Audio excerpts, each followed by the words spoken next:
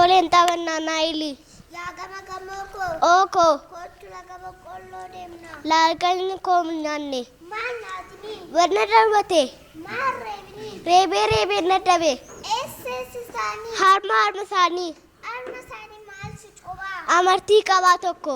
Amartii isa akkam goote? Qalee nan geeddaradhe. Qalee isa akkam goote? Godoo boqqollootti marse. Harmi isa eessa dhaqaa? Waaqa. Waaqni maal magarsaa? Coqorsa. Coqorsaa maaltu jedhaa? Goromsa. Goromsaa maal jedhu? Gabatee. Gabatee maal tarraabaa? Tisiisa. Tisiisi maalitti galaa? Xaaxessaa. Xaaxessaa maaltu kutaa? Qottoo. Qottoo maaltu tumaa? Tumtuu.